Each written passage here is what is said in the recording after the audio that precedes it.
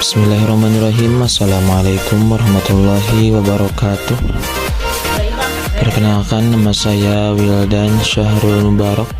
Di sini saya akan menjelaskan mengenai pengelompokan fungsi aritmatika, statistik, dan string di Excel. Oke, baik teman-teman. Langsung saja ke materi yang pertama, yaitu fungsi aritmatik. Rumus fungsi aritmatik pada Excel. Salah satu fungsi utama dari Microsoft Excel adalah untuk menghitung data secara otomatis. Perhitungan ini dapat dilakukan dengan cara membuat formula atau rumus sederhana. Ketika membuat formula atau rumus, sering digunakan simbol atau operasi aritmatik.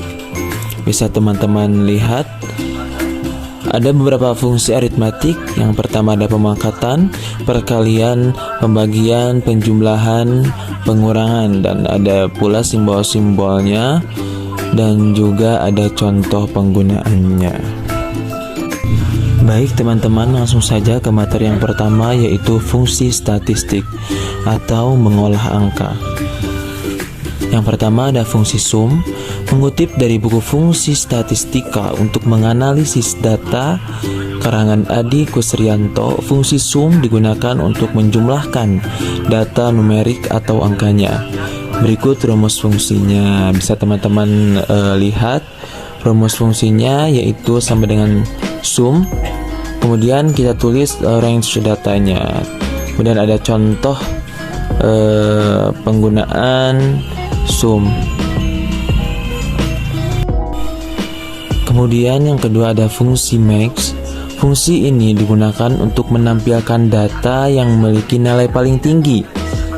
Bila teman-teman ingin mengetahui data atau angka yang paling tinggi, teman-teman bisa menggunakan fungsi max ini dengan cara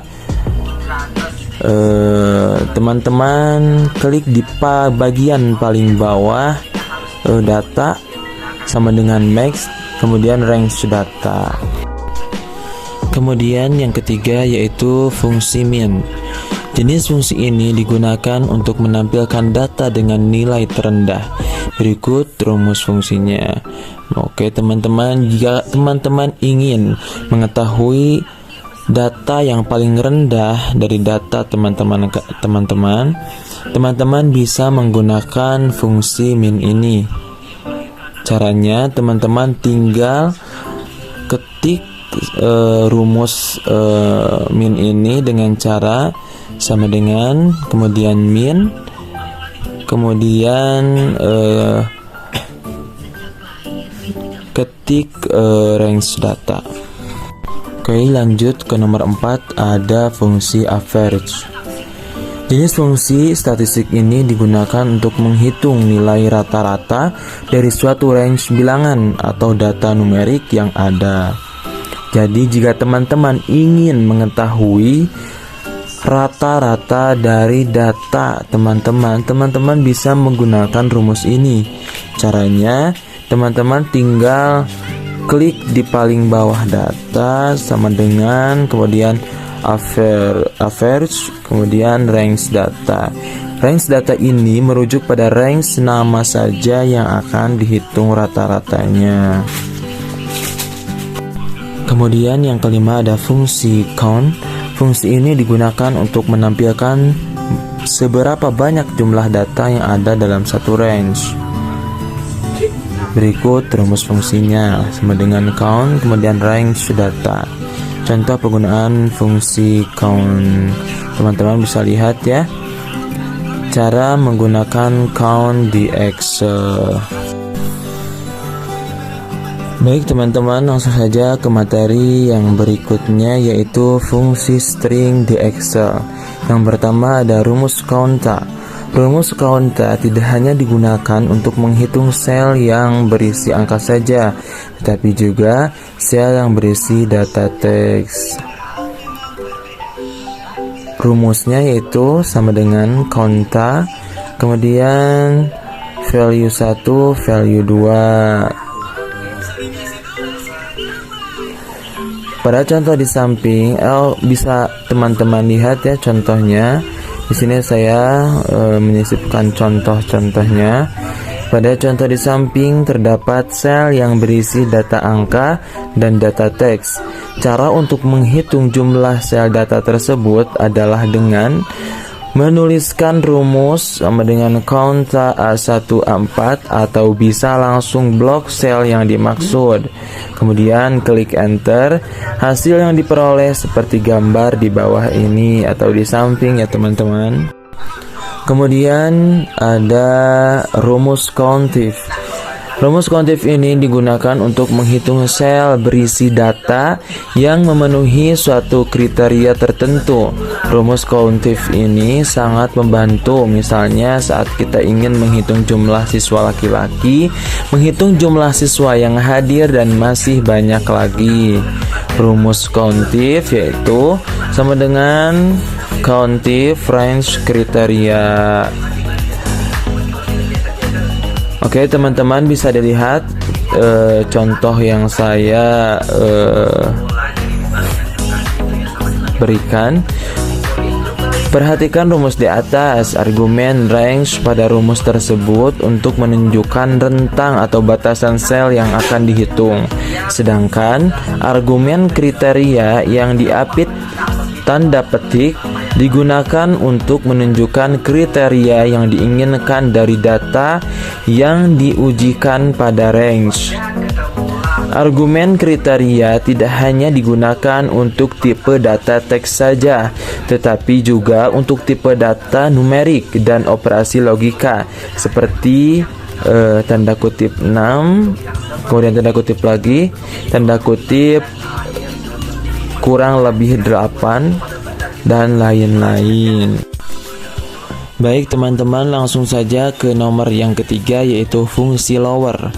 Fungsi lower digunakan untuk mengkonversi semua kata atau huruf pada string menjadi huruf kecil semua jika dalam string bentuknya bukan kata atau huruf, maka fungsi ini tidak berpengaruh. Sinteks lower adalah lower, kemudian ketik teks yang akan di lower. Teks adalah string yang akan diubah menjadi huruf kecil. Saya memberikan contohnya ya teman-teman, bisa teman-teman lihat.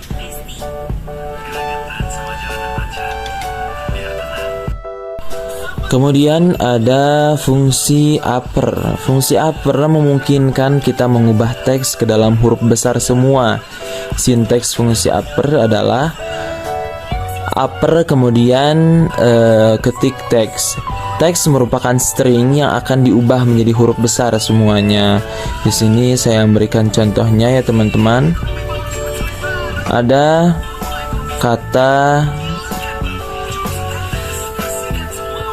jambu diubah menjadi huruf kapital semua. Kemudian ada fungsi proper.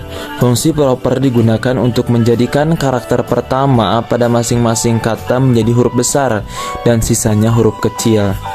Sinteks fungsi proper adalah proper kemudian teks. Jadi jika teman-teman ingin mengubah huruf pertama menjadi huruf besar, maka teman-teman bisa menggunakan fungsi proper ini. Kemudian ada fungsi left.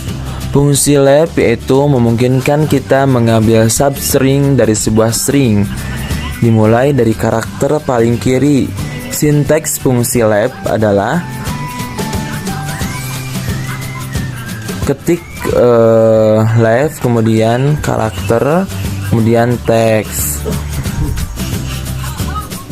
Bisa teman-teman lihat contoh yang saya berikan.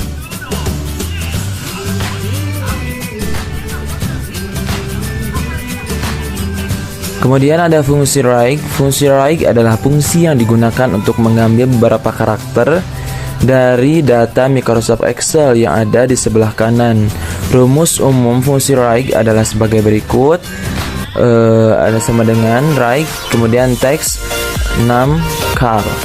Teks adalah tempat di mana data yang akan diambil karakternya Numcar adalah beberapa jumlah karakter yang hendak kita ambil. Saya memberikan contohnya ya teman-teman, bisa teman-teman lihat.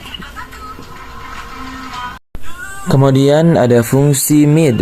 Fungsi mid digunakan untuk mengambil substring dari sebuah string dari posisi manapun. Sinteks mid adalah mid, kemudian ketik text star position number of characters. Text merupakan string yang akan diambil. Star position mengindikasikan posisi mulai diambilnya karakter dalam string. Number of character adalah jumlah karakter yang akan diambil. Oke, bisa teman-teman lihat contoh yang saya beri. Kemudian ada fungsi concatenate. Fungsi concatenate digunakan untuk menggabungkan dua atau lebih string. Sinteks concatenate adalah concatenate, kemudian teks 1, teks 2, teks n sampai 30 string yang dapat digabungkan. Selain concatenate juga dapat digunakan operasi dan. Alhamdulillah teman-teman, materi dari awal sampai akhir telah saya sampaikan. Semoga materi yang saya sampaikan dapat bermanfaat. Wabillahi taufiq wal hidayah. Wassalamualaikum warahmatullahi wabarakatuh.